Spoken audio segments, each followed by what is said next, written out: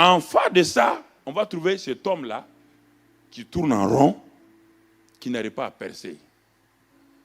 Et c'est là que j'ai demandé, il dit, mais Seigneur, quelque chose ne va pas. Pourquoi ton peuple n'arrive pas à saisir cela? Il m'a dit, ce n'est pas le problème de la nouvelle création. Il dit, mais va dans le naturel.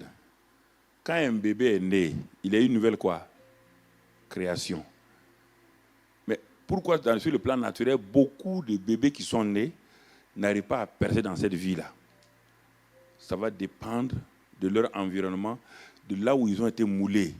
S'ils ont été moulés dans des choses négatives, contraignantes, cet enfant, quoi qu'il fasse, il ne va pas percer de façon correcte. Il dit, regarde mon fils.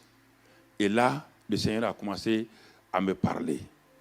Il dit, l'homme est comme les pensées de son âme. Cela veut dire que si les pensées de l'homme étaient affichées ici, quand tu vas lire les pensées de l'homme et tu vas regarder l'homme, tu ne verras pas de différence. De Dieu. Comment ils doivent régner. Nous aimons beaucoup Matthieu 6 qui nous dit que ton règne vienne. Mais Dieu nous répond, mais toi aussi tu dois régner, non? Ce n'est pas moi seul qui dois régner. Ne me dis pas que ton règne vienne. Le règne de Dieu va venir par qui? Par toi. C'est toi l'instrument par lequel mon règne vient sur la terre.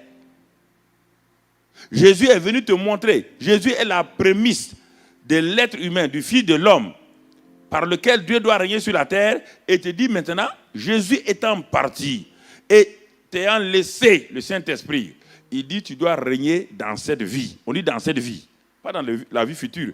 La vie future, personne ne régnera. Sauf quand on va revenir dans la Nouvelle Jérusalem, et là on va régner avec Jésus lui-même. Alors, bien-aimés frères et sœurs, et quand nous regardons ça, nous allons lire un autre passage. Peut-être il vaut mieux qu'il le mette directement. C'est dans le livre des Proverbes 23, verset 7. Et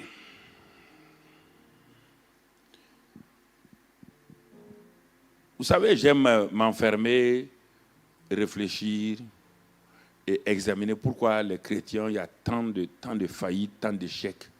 Pourquoi les gens les bien intentionnés, les chrétiens, ils ont de bonnes intentions, ils sont consacrés, mais pourquoi ça ne va pas? Pourquoi dans leur vie, il n'y a pas de percée, il n'y a pas de victoire? C'est-à-dire que je ne comprends pas. Ils jeûnent, ils prient. Mais chaque fois, je m'enferme pour savoir qu'est-ce que... Dieu me dit, il y a des choses qu'ils n'ont pas saisies. Et tant qu'ils ne saisiront pas cela, lui ne peut pas les forcer à vivre dans la vie chrétienne victorieuse. Et c'est pourquoi, s'il vous plaît, prenez du temps. Je vais être un peu lent pour que nous puissions comprendre ce que Dieu veut dire. Dans le livre de Proverbes 23, verset 7, un jour, je méditais cela. Le Seigneur, là, c'est le résumé de la vie d'un homme. Et dans ce passage, il est dit, car, dans la version, il est dit, car il est. Non, ça veut dire que, prenons avec des termes précis. L'homme est comme les pensées de son âme. L'homme est. Quel homme? On nous a dit que la nouvelle création, lui aussi, il est. En Christ, il est. Cet homme-là est une nouvelle création. Les choses anciennes sont passées. Toutes choses sont devenues nouvelles. Mais comment se fait-il que cet homme qui est une nouvelle création, les choses anciennes sont passées et toutes choses sont devenues nouvelles? Pourquoi alors n'arrive-t-il pas à régner? Voilà toute l'équation qu'il faut résoudre clairement. Les choses anciennes, c'est défaite. Ce qui l'amenait dans la défaite, ce qui le paralysait, ce qui faisait de lui un esclave de Satan, ce qui faisait de lui un vaincu. Dieu te dit, ces choses-là sont passées. Sur le plan spirituel et moral. Il dit maintenant, les nouvelles choses, toutes choses sont devenues nouvelles en lui. On te dit, c'est cet homme-là à qui on demande de recevoir la grâce, l'abondance de la grâce et du don de la justice pour régner dans cette vie. Et encore ça, c'est Dieu qui le donne. Jusqu'à présent, c'est Dieu qui est en opération. Maintenant, en face de ça, on va trouver cet homme-là qui tourne en rond, qui n'arrive pas à percer. Et c'est là que j'ai demandé, il dit, mais Seigneur, quelque chose ne va pas. Pourquoi ton peuple n'arrive pas à saisir cela? Il m'a dit, ce n'est pas le problème de la nouvelle création. Il dit, mais va dans le naturel. Quand un bébé est né, il a une nouvelle quoi? Création.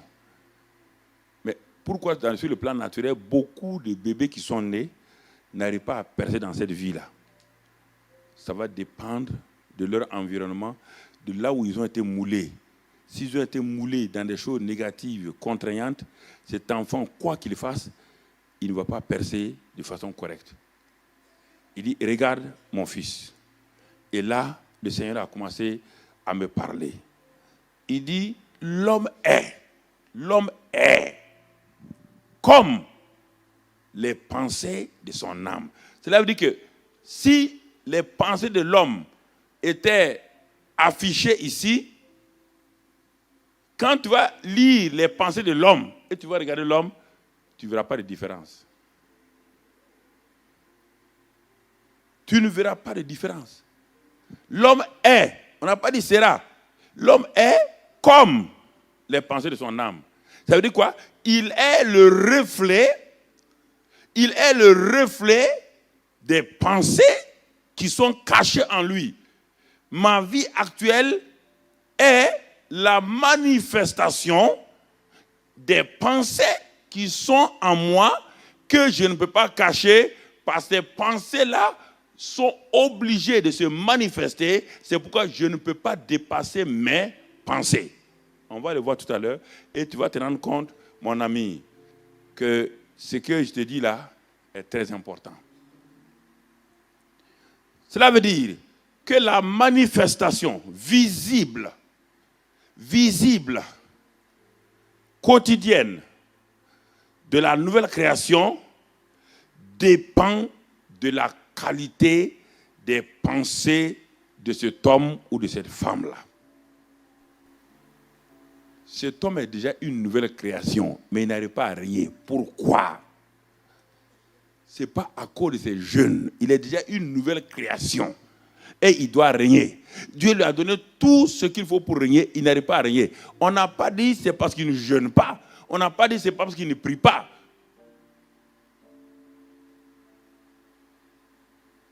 Il est comme les pensées. C'est-à-dire qu'il est comme le reflet.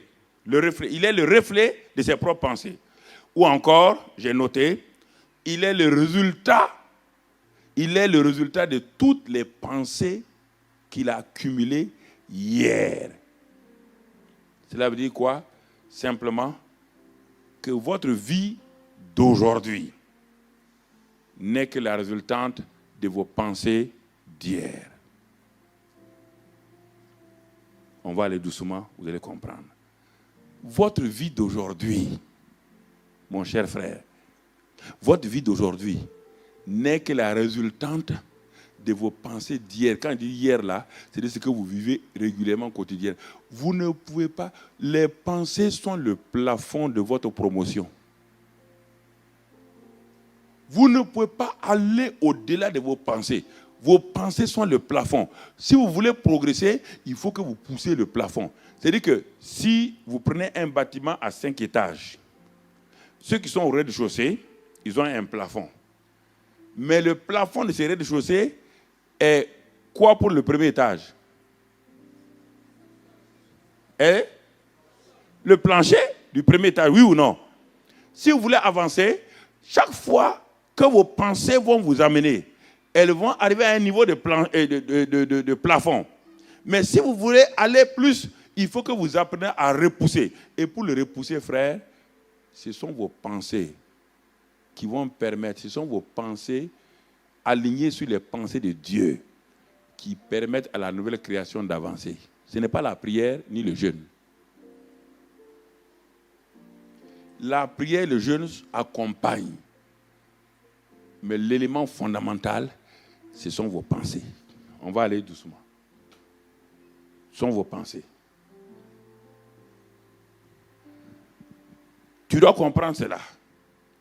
Vos pensées influencent profondément vos paroles, vos attitudes et vos actions. Il n'y a personne ici qui agit sans avoir d'abord pensé. Personne ne peut parler sans avoir pensé. Parce que les paroles sont l'expression de vos pensées.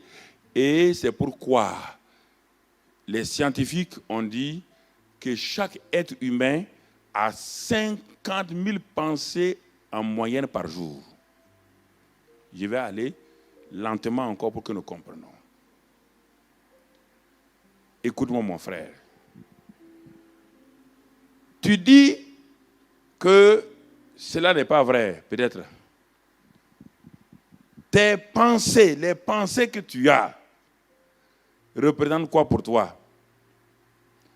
Tes pensées sont toujours des conversations les plus secrètes que tu as avec toi-même.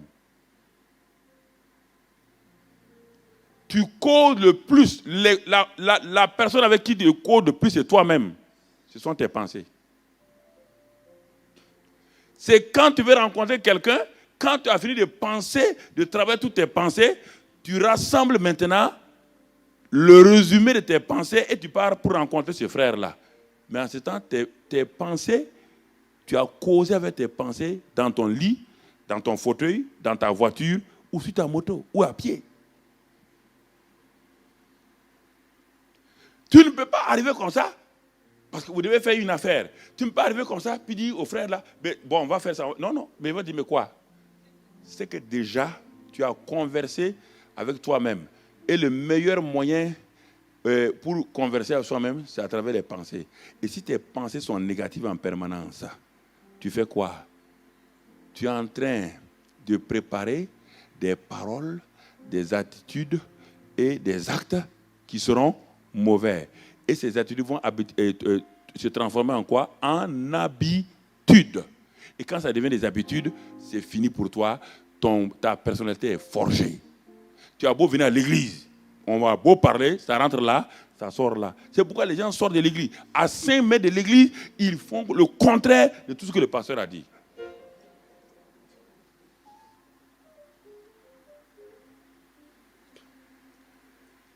Quelle est la personne avec laquelle tu causes le plus? Ce n'est pas ta femme, ton mari, hein? C'est toi-même.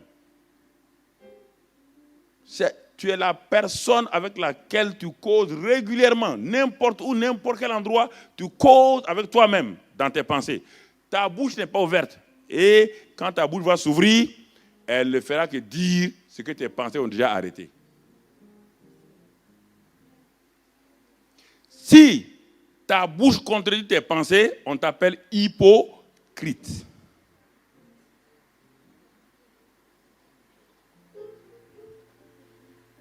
C'est-à-dire que tu es malade. C'est ça. Ah, je vous parle. Écoutez, ce que vous faites là, c'est très bien. Mais on va prier. Tu pries quoi? Tu pries en ce temps, tu as des pensées contraires à ta prière. Tu sais que c'est faux? Frère, viens, on va prier pour tel frère. Qu'est-ce qu'il a? Il a des démons. Il a des démons. Alléluia, alléluia. Frère, au moins tu es en train de prier là. Tes pensées disent, si les démons vont sortir, tu es rentré, tu vas voir. Et tu es en train de mentir au nom de Jésus. Mais les démons te regardent, ils n'ont pas peur de toi. Ils disent, mais voici un hypocrite. Les démons ont dit aux filles de Séva, mais nous connaissons Jésus. Nous connaissons Paul. Mais vous, mais ce que vos bouches disent là n'a rien à voir avec vos pensées. Pourquoi nous souffrons? Nous souffrons à cause de ça. La nouvelle création devait réussir. Pour qu'elle tourne en rond. Pourquoi tourne-t-elle en rond la nouvelle création? Réfléchissez. Donc, les pensées secrètes que nous avons en nous là, ce sont elles qui nous font le plus de mal. Si elles sont mauvaises, si elles sont bonnes, elles vont nous permettre d'aller de l'avant. Et je vais vous montrer tout juste quelque chose avant de continuer. Pour ce premier, je vais demander à Arnaud de monter là, mon rat de laboratoire.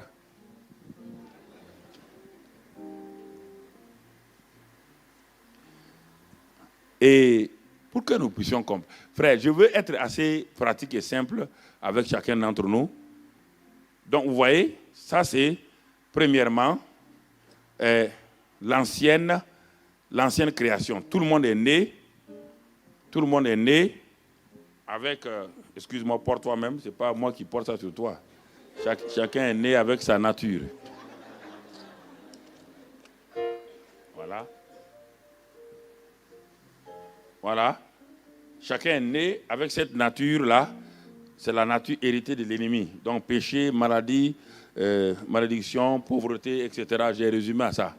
Tous les hommes, qu'ils soient intellectuels, qu'ils soient blancs, noirs, tout le monde, partout on les regarde, c'est ça seulement.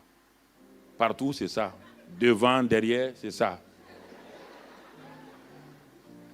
Et quand il est né avec ça, au début, quand il est né avec ça, ses pensées ne sont pas atteintes d'abord. Vous comprenez? Mais au fur et à mesure qu'il grandit dans sa maison, si son papa et sa maman sont négatifs, ils vont commencer à lui donner quoi? À l'influencer négativement. Et tout doucement, les parents, l'école, la société vont lui porter quoi? Ça, c'est la société maintenant. Ce n'est pas lui qui porte, c'est la société qui le fait porter. Donc, je reprends la société. Il est né avec ça lui-même naturellement, mais maintenant, la société lui fait porter ça. Donc, vous voyez là. Donc, ses pensées et son cœur commencent à travailler en harmonie. Tout ce que vous lui dites, il l'analyse avec tout juste ça. Il met cette machine-là en marche. Et les neurochirurgiens, ils ont trouvé ces dernières années que les pensées d'un homme passent à travers son cerveau et les pensées de l'homme envoient en quelque sorte des réactions chimiques, électriques dans le cerveau. Et ça agit maintenant sur les cellules, ça agit sur son organisme. Et c'est ça qui fait que beaucoup de gens sont malades et on cherche les causes. Il n'y a pas de virus, il n'y a rien. Beaucoup de gens sont malades à cause de leurs pensées qu'ils entretiennent. On va le voir tout à l'heure là. Quand on va arriver, pourquoi les chrétiens sont si malades? On prie, on impose les mains, on appuie, on tourne leur tête. Rien. Mais, non, je ne comprends pas. La Bible dit ils imposeront les mains aux malades, les malades vont être guéris. Toi, on t'impose les mains, on tourne la tête. Mais rien. Tu as tout le temps les mêmes maladies, les mêmes maux de ventre, 5 ans. C'est là. Parce que dès que quelqu'un veut imposer les mains, tu le regardes. Est-ce que lui, il peut me guérir? Donc, il perd au moins, il est en train de faire comme ça, là. Tu l'as déjà paralysé. Ça ne marche pas. C'est ça le vrai problème. Donc, vous voyez, cet homme-là, le voilà. Ça, c'est l'homme qui est déchu. Mais par la grâce de Dieu, il entend l'évangile un jour. Il entend le message de la bonne nouvelle, le message du royaume. Et quand il entend ce message-là, quelque chose va se passer. Cet homme va recevoir une vie nouvelle. Et cette vie nouvelle qu'il va recevoir, je voudrais un micro qui peut s'étendre comme une croix. Un pied qui peut s'étendre comme une... Là. Celui-là, ok. Voilà. Dépose le micro. Et qu'est-ce qui va se passer?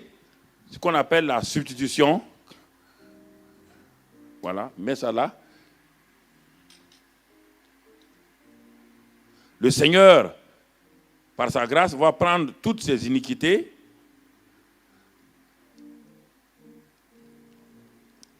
et quand il va prendre tous ses péchés, voilà. Viens s'il te plaît. Le Seigneur, tu vas jouer le rôle du Seigneur. Tu vas lui enlever cette nature qu'il a. Mais sans enlever ça, voilà. Et à la croix de Calvaire, Cette nature est là. Mais Jésus ne va pas le laisser simplement comme ça. Jésus va lui donner maintenant une nouvelle nature. Il va lui donner une nouvelle nature. Il devient une nouvelle création. Les choses anciennes sont passées. Toutes choses sont devenues nouvelles. Regardez, les choses anciennes sont passées. Il était péché, perdu ici. Il était malade, tout. Mais il a reçu, normalement on devait recevoir tout ça. Béni, tout ça. Donc, il a reçu ça. Et cet homme-là, dans les premiers jours qu'il a reçus, même les 3 mois, il est dans la joie, il est dans la paix, il est vraiment heureux parce que la joie du Saint-Esprit est venue en lui. Et cet homme, c'est cet homme-là qu'on dit maintenant de régner dans la vie. On lui dit de régner dans la vie. Mais la plupart du temps, on n'a pas dit, on pense que le nouveau cœur peut régner. Le nouveau cœur peut régner. À la condition, on a vu ça l'année dernière, quand on a vu les 3 éléments, l'esprit, l'âme et le corps. Ce sont des choses qu'il faut bien garder. Cet homme est né de nouveau. Mais qu'est-ce qu'il se rend compte que lorsque Dieu dit quelque chose, son esprit régénéré veut le faire. Mais il se rend compte qu'il y a quelqu'un qui analyse toutes les paroles de Dieu et qui utilise un élément d'évaluation en dehors de là. C'est quoi? C'est ça. Alors, un combat commence dans cet homme-là. Il veut faire le bien, il veut obéir à Dieu, mais ses pensées disent que ce n'est pas possible. Chaque fois, il va faire passer la parole de Dieu à travers ce filtre. Il va faire passer tout ce qu'on lui dit de faire. On lui dit maintenant, mon frère, on a prié pour toi, lève-toi et marche. Il dit, mais sa tête dit, si je pouvais marcher, je n'allais pas t'attendre. Il dit, mais tu te prends pour Jésus ou quoi? C'est ça le problème. Tout ce qu'on lui dit, ce filtre-là enlève la puissance de la parole de Dieu et rend la parole de Dieu sans force. Il s'en va prier. Quand il prie, son homme intérieur est renouvelé. Son homme intérieur est dans la joie, dans la paix. Quand il est tout seul avec le Seigneur, mais dès qu'il sort face à la situation, le prince de l'air s'est saisi de quoi? Le prince de l'air s'est saisi quoi? De ses pensées. Pour annuler tous les effets de la prière du jeûne qu'il vient de faire. Et c'est pourquoi beaucoup de chrétiens, au sortir de leur jeûne et prière, tout s'évapore comme la rosée quand le soleil se lève le matin. Il n'y a rien. Il n'y a pas un changement durable. C'est pourquoi ne confondons pas. Il y a plusieurs mots. Il y a le métanoïa. Il y a le anakainos. Et il y a la métamorphose. La métamorphose n'est pas ici. La métamorphose passe par le renouvellement de l'intelligence. Et il faut, la Bible dit, cette intelligence-là doit être renouvelée, on va le voir à la fin, par la parole de Dieu. Et quand il commence à méditer la parole de Dieu, à s'aligner sur la parole de Dieu, son intelligence est renouvelée et cet homme, il y a une harmonie. De même qu'il y a une harmonie ici, il y a une harmonie là, il y a une harmonie là aussi. Et c'est cet homme-là qui peut régner. C'est lui seul qui peut régner, pas lui là. Pas cet homme-là. Écoutez-moi, cet homme ne pourra jamais régner. Jamais. C'est un chrétien qui va aller à l'église, il aime les choses de l'église, il est béni, il donne la dîme, les offrandes et tout. Mais quand il sort, dès que l'ennemi envoie des choses, il utilise ça, le filtre, pour essayer de comprendre ce que Dieu est en train de faire. On ne peut pas comprendre le royaume des cieux avec le cerveau humain, frère. Le cerveau humain ne comprend pas comment agit le royaume. Le royaume est une folie pour le cerveau humain. Le royaume, les critères du royaume, ce n'est jamais logique pour le cerveau humain. Le rationnel, jamais. Donc, c'est ça. Il faut déposer ça. Et maintenant, chaque jour qu'il se soumet à la parole de Dieu, il pratique la parole de Dieu. C'est la pratique, hein. Il pratique, il confesse, il obéit, il marche dans cette parole-là. Une puissance se manifeste, son intelligence est renouvelée.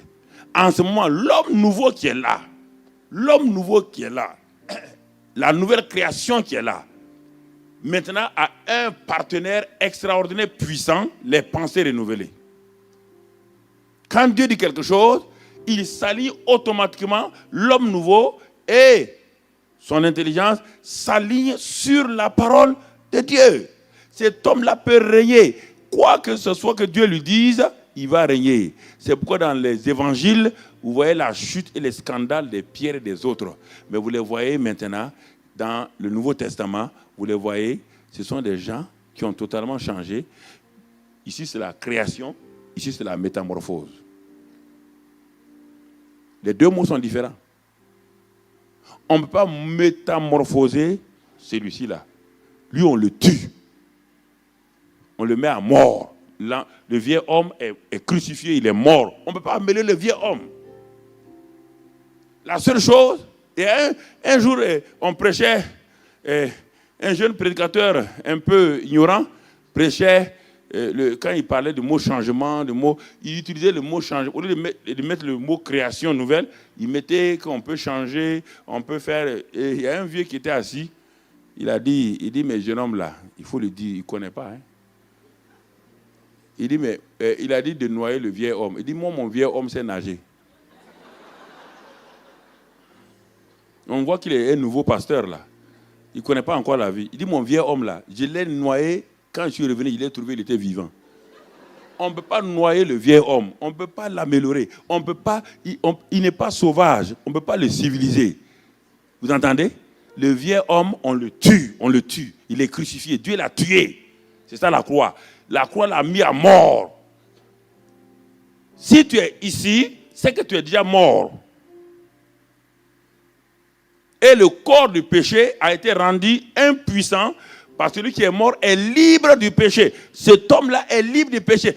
Cet homme-là, il est libre du péché, tant sur le plan naturel que sur le plan spirituel. S'il est mort physiquement, tu as beau aller lui donner la boisson alcoolique qu'il aimait. On va fermer la marque pour qu'on ne voit pas la marque. Donc, c'est ça, parce que c'est pour faire la publicité gratuite. OK. Il aimait cette boisson-là. Chaque jour, il va dans le café du coin, il prend son verre et tout. Mais s'il est mort physiquement, tu as beau lui amener ce verre-là, est-ce qu'il peut boire? Ça, c'est sur le plan naturel. Alors, si le plan naturel, un mort naturel, ne peut pas boire, ne peut pas manger les choses qu'il aimait, comment un mort spirituel peut faire le péché auquel il n'est plus soumis? Il est mort au péché. Mais il faut comprendre ça.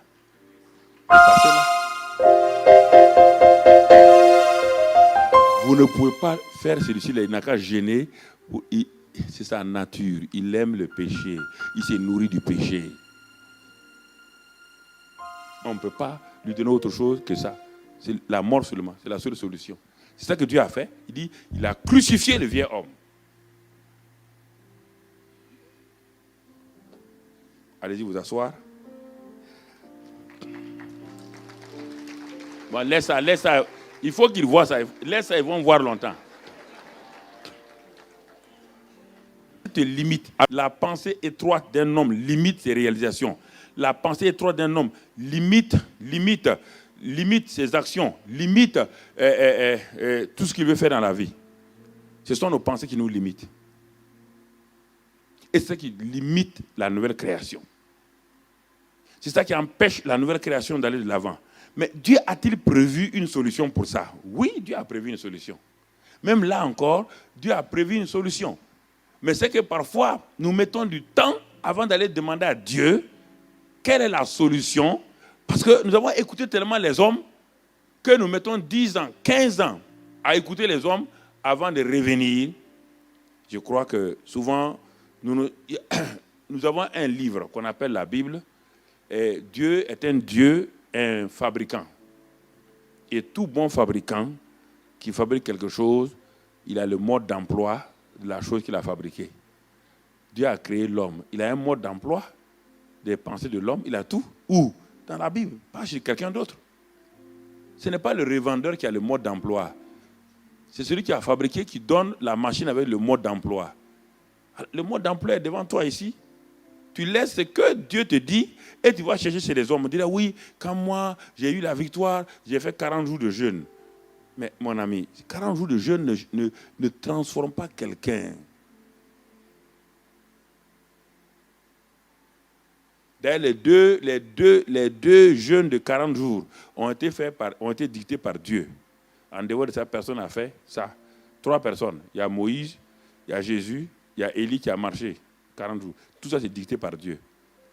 Mais ce n'était pas pour les changer. Ils étaient déjà changés. C'était pour leur parler, être dans la présence de Dieu, pour que Dieu leur dicte les choses qu'ils vont faire. Moïse n'est pas monté pour devenir un homme puissant sur la montagne. Jésus était déjà fils de Dieu et le Père lui avait dit, tu es mon fils bien-aimé en qui j'ai mis toute mon affection. Et c'est pourquoi il est parti attendre 40 jours pour que lui et le Père, et c'est là encore, il dit que Moïse n'a pas mangé 40 jours et 40 nuits. Il n'a pas mangé, il n'a pas bu. Va, ne mange pas, ne bois pas. Va jeûner 40 jours, ne mange pas, ne bois pas. Tu vas nous dévancer.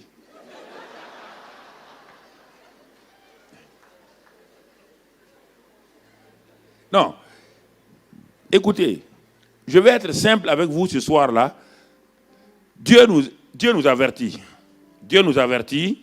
Dieu nous parle, il nous avertit. Allons dans Proverbe 15, rapidement. Proverbe 15, verset 26. Si vous avez vos Bibles, sinon vous regardez sur l'écran, Proverbe 15, 26. Qu'est-ce que Dieu nous dit dans ce passage-là? 15, 26.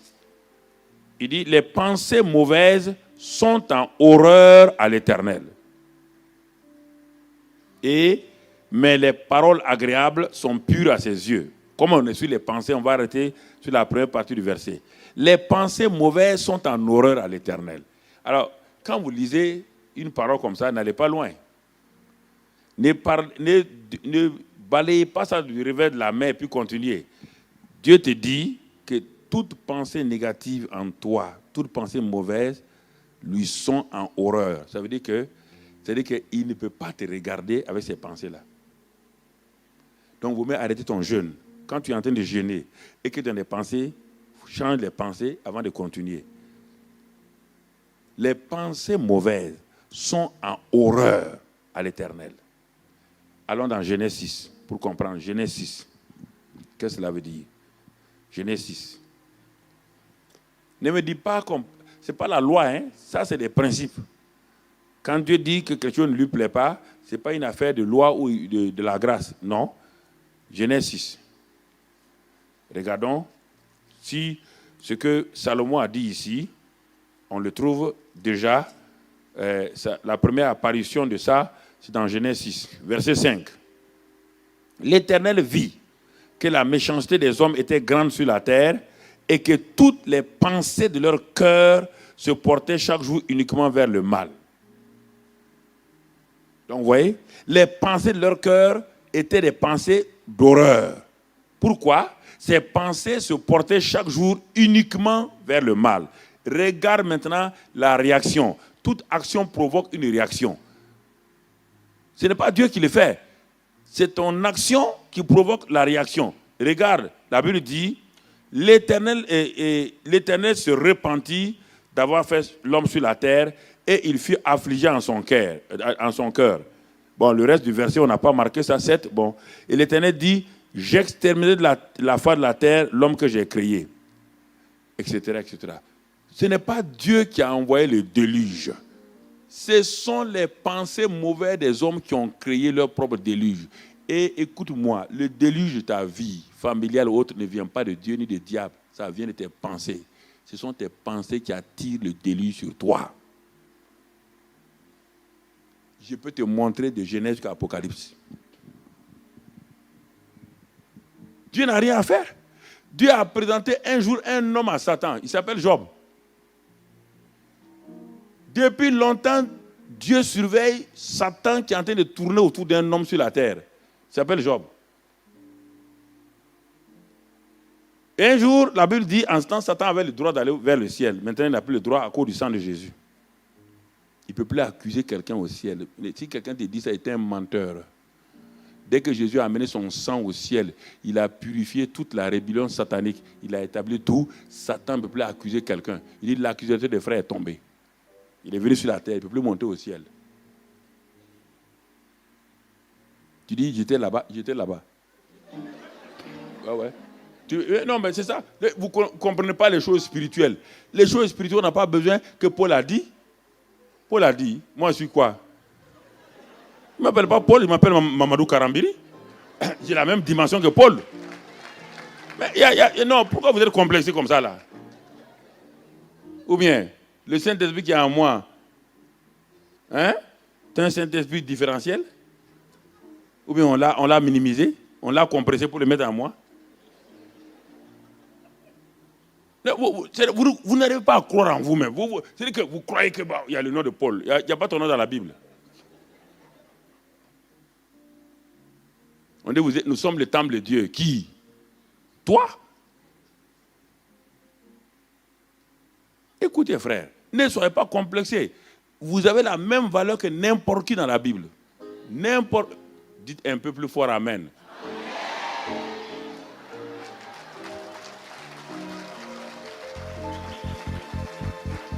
Mais pourquoi vous n'arrivez pas à croire en vous-même? Ce sont vos pensées là. Vous voyez déjà?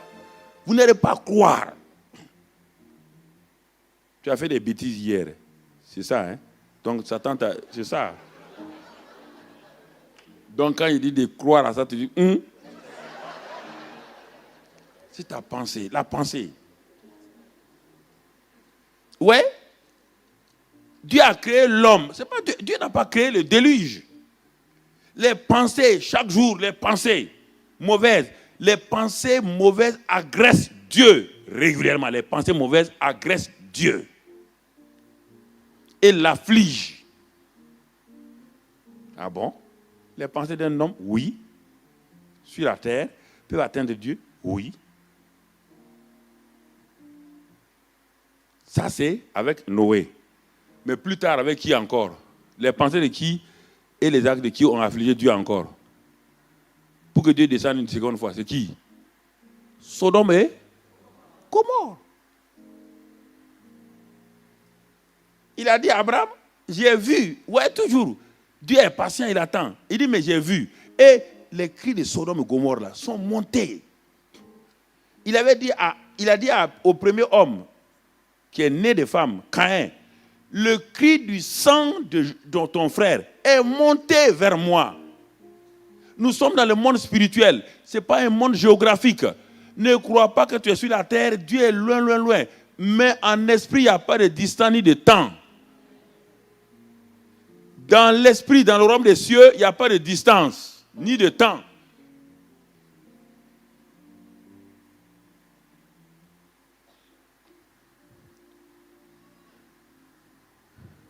Les enfants de Castanou, ils ne vivent pas dans la même maison. Ou bien Castanou se trouve à Lyon et puis lui, il se trouve à Paris ici.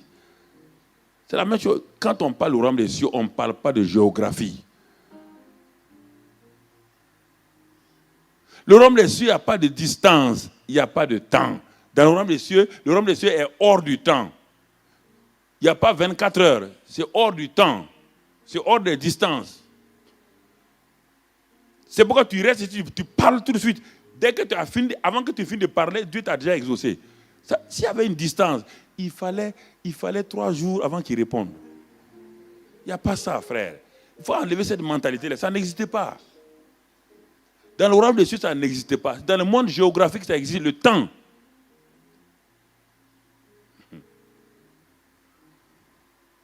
Alors, mes pensées me créent.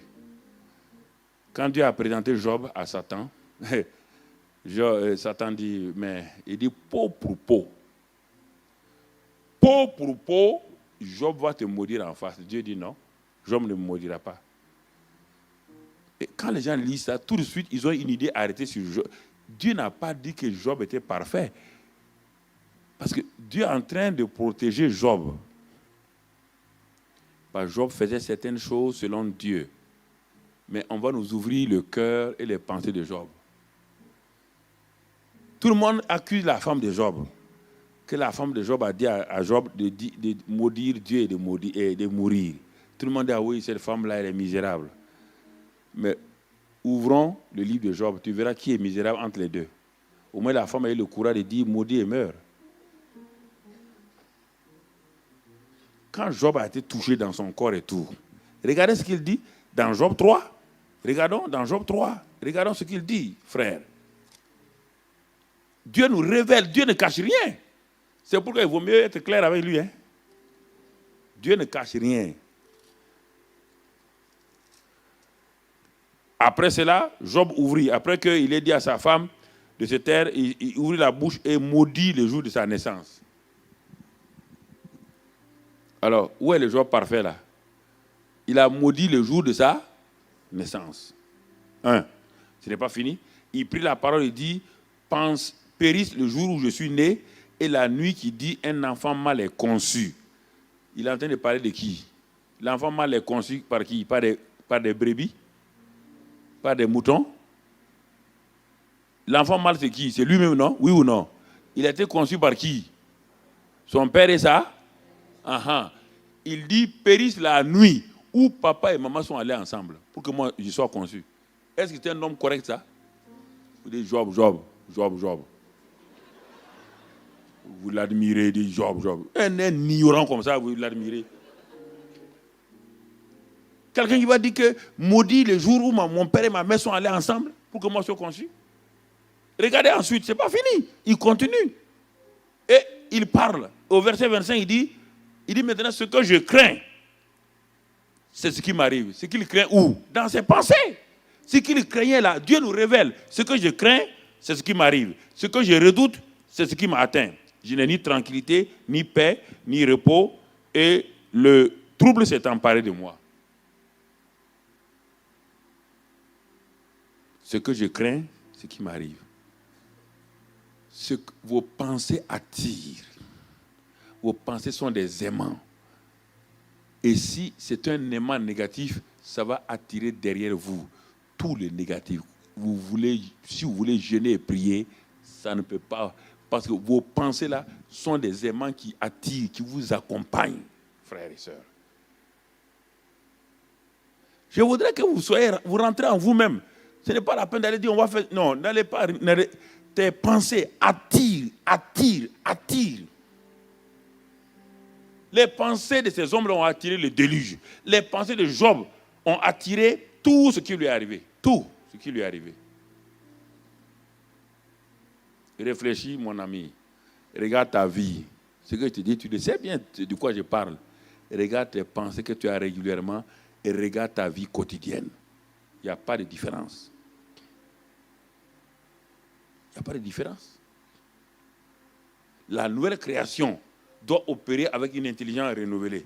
Mais si sa intelligence n'est pas renouvelée, la nouvelle création a des problèmes. Alors c'est pourquoi Dieu dit dans Romains 12, 2 que nous connaissons, il dit, mais pour être transformé, il faut être renouvelé dans le renouvellement de l'intelligence pour connaître la volonté de Dieu. Et dans Philippiens 4, c'est le verset clé, Philippiens 4, Dieu dit au reste, mes frères, que tout ce qui est vrai, on va aller rapidement, tout ce qui est vrai. Vous entendez ce que Dieu nous dit? Dieu nous donne maintenant le mode d'emploi des pensées de la nouvelle création. Il te dit dans Philippiens 4, il dit au reste, frères, tout ce qui est vrai, tout ce qui est vrai. Donc, il te montre que la nouvelle création doit avoir ses pensées sur Dieu lui-même, qui est vrai. C'est Dieu qui est vrai. En résumé, voilà ce qui doit te préoccuper. Voilà la chose, le choix que tu dois opérer dans tes pensées quotidiennes. C'est la même chose. Plusieurs traductions de la Bible disent ça. Dans la version Louis II, il est dit au reste, frère, que tout ce qui est vrai. Dans d'autres versions, il est dit en résumé. Voilà ce que doit te préoccuper. Ou bien, voilà le choix à opérer dans tes pensées quotidiennes. Ce verset-là est traduit. Dieu te dit, si tu veux réussir, tu dois faire un choix. Dieu n'a jamais obligé quelqu'un qui est patapouf, l'obliger à faire du sport. Tu dois décider de faire du sport, mon ami. Tu dois décider de manger la nourriture saine. Tu as ce pouvoir-là, cette capacité est en toi. C'est toi qui dois faire les choix. Tu dois choisir tes pensées. Tu dois choisir. Dieu ni Satan ne peut pas t'imposer des pensées. Tu dois les choisir. Tous les jours, quand tu vas là où on vend des chaussures, qui choisit? C'est pas toi? Qui choisit tes foulards? C'est pas toi? Qui choisit tes boucles d'oreilles? C'est pas toi? Maintenant, pour le choix des pensées, tu veux que Dieu choisisse. Il ne choisira pas. Tu dois choisir. C'est un choix délibéré. C'est un choix et tu dois entretenir ce choix-là, frère. N'essayons pas de culpabiliser Dieu, il est inculpabilisable. On ne peut pas le culpabiliser. Il ne faut pas dire à Dieu, mais c'est ta faute. Dieu n'a jamais fait de faute, c'est toi qui dois choisir. Tous les jours, tu fais des choix, oui ou non? Ou bien, tu es un robot, tu ne fais pas de choix. Tous les jours, tu fais des choix. Fais des choix. Dieu te dit ici, mon frère, ce qui est vrai là. Donc, si tu ne choisis pas ce qui est vrai, tu choisis ce qui est faux. Ta vie va te conduire où? Dans le faux. Il ne faut pas être mathématicien pour ça. Et ce n'est pas fini. Ce n'est pas de l'amusement. Jeunes gens, écoutez-moi, ce n'est pas de l'amusement. C'est ce qui fait le drame des chrétiens. Ce qui fait des échecs. Ce qui fait des scandales. On est étonné. Ce qui fait des scandales. Ce qui est honorable. Soit l'objet de tes pensées. Honorable. Ce qui est honorable là. Et ensuite, tout ce qui est juste. Tout ce qui est pur. Tout ce qui est aimable. C'est le caractère de Dieu. Dieu te dit, aie en moi ton caractère. Pense en moi. Quand tu veux faire quelque chose, regarde-moi ce que je dois faire. Quand tu vois le mensonge, ça c'est le caractère de Satan. Tu vois la vérité, ça c'est le caractère de Dieu. Pense à mon caractère, laisse tomber le caractère de Satan. Parce que si tu penses aux pensées de Satan, tu deviendras comme lui. Ce qui est vertueux et digne de louange soit l'objet de vos pensées. Et dit, verset 9, ce que vous avez appris, reçu et entendu de moi, et ce que vous avez vu en moi, pratiquez-le. Et, conjonction de coordination qui est la résultante, le Dieu de paix sera avec vous. Il ne sera pas avec vous. Tu as beau dire que Dieu est en moi, il est non. Eh mon frère, tu vas t'arrêter ici. Dieu est capable. Il dit, je ne suis pas capable. Laisse-moi tranquille, je ne suis pas capable. Laisse-moi tranquille. Tu es en train de chanter? Il y a des chrétiens, leur seule victoire, c'est quand on chante la victoire à l'église. La seule victoire de leur vie, c'est ça. La seule victoire de beaucoup de chrétiens, c'est quand ils chantent ici. La seule victoire. Satan dit, laisse-les chanter. Attendez-les à la porte. Attends-les à la porte. Laisse-les chanter. Ils n'ont qu'à faire ce qu'ils veulent. Quand ils s'arrêtent, terrasser, terrasser. Satan, il dit, ok, laisse-les me terrasser ici. Puis que ça lui plaît, il veut se tromper lui-même. Laisse-le me terrasser. Quand il va sortir là, amène son mari qui n'est pas venu à la réunion. Fais asseoir son mari avec des yeux gluants. Quand elle va arriver, terrasse-la net là-bas. Dès que tu arrives à la maison, le mari dit, alors, c'est maintenant qu'on rentre? Voilà, tu es terrassé maintenant.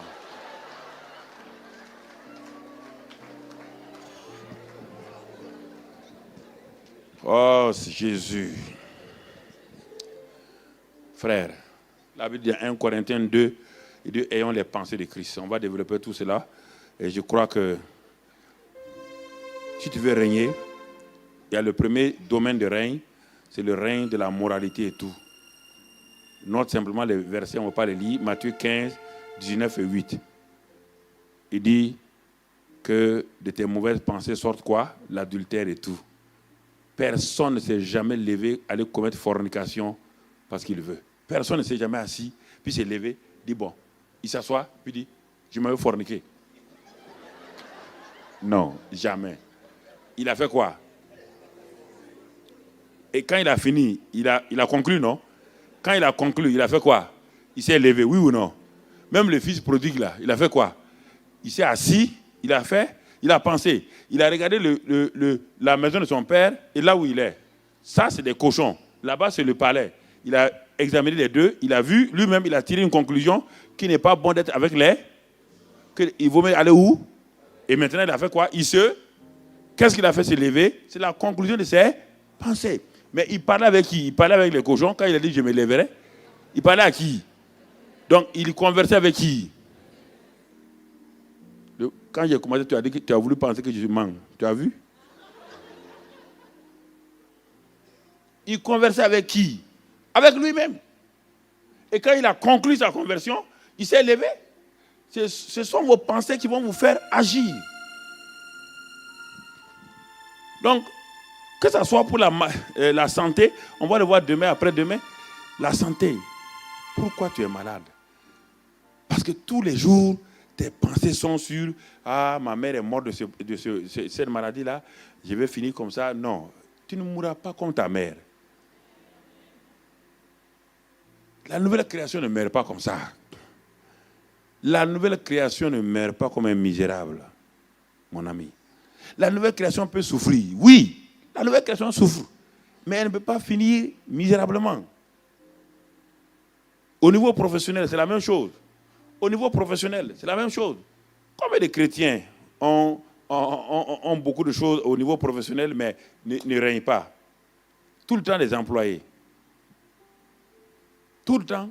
Même là encore, ils ne sont pas des employés qui arrivent à réussir. Il y a trop de gens bien instruits, mais il y a peu de gens grands penseurs. Jésus était un grand penseur.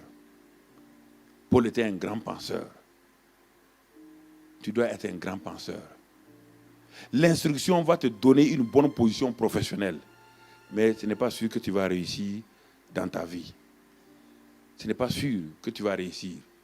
Donc c'est pourquoi aie des pensées. Il y a des pensées lumineuses qui viennent en toi. Sam Walton, celui qui a fait le Walmart dans le monde,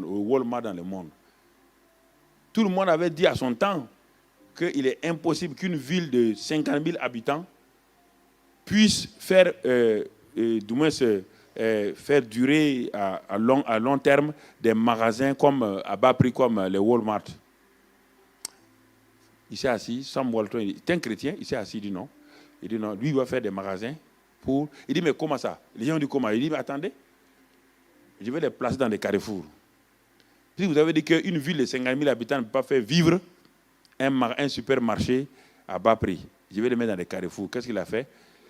Un village de 50 000 ici, un autre village de 50 000, 50 000, 50 000, il a planté au milieu, en pleine brousse. C'est pourquoi la plupart de tout le monde les limite maintenant. On peut mettre des supermarchés en dehors de la ville, dans des carrefours où il y a plusieurs villes et villages.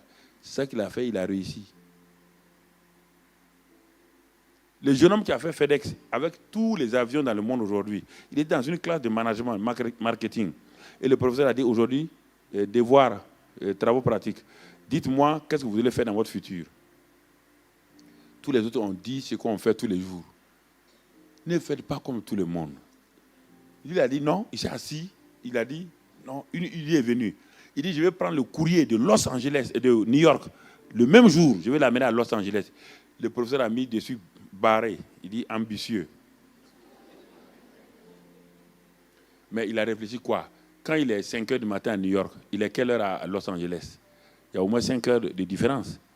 Alors, on peut, donc ces 5 heures différentes, là, si tu cumules le tout, ça fait un long temps. Le courrier qui quitte le soir à Los Angeles va arriver presque le matin de bonne heure à l'autre côté. Alors, il a réussi. Aujourd'hui, il a des avions partout, même quand vous voyez partout, FedEx, Federal Express. Il a des avions partout. Si tu veux être milliardaire et que tu es déjà millionnaire, tu dois fréquenter qui? Si tu continues à être avec les millionnaires, tu seras milliardaire. Pas les millionnaires sont déjà arrivés à leur terme, oui ou non? Ils connaissent toutes les techniques pour être millionnaire. Si tu veux être milliardaire, tu dois quitter de temps en temps les millionnaires pour aller causer avec qui? Les milliardaires. Et tu auras de nouvelles idées. Et quand tu as de nouvelles idées, tu vas sortir de la masse des millionnaires. Tu deviens le prochain milliardaire. C'est ça la nouvelle création. Si tu marches avec des gens misérables, médiocres, dans la nouvelle, ils parlent seulement de nouvelle création. Mais il n'y a rien qui change. Cherche quelqu'un, colle-toi à lui. Un homme qui s'est opéré dans la nouvelle création, il y en a plein. Et marche avec lui. Et tu verras, que tu vas sortir de la médiocrité et la nouvelle création sera une réalité. Le reste, on verra demain. Que Dieu te bénisse.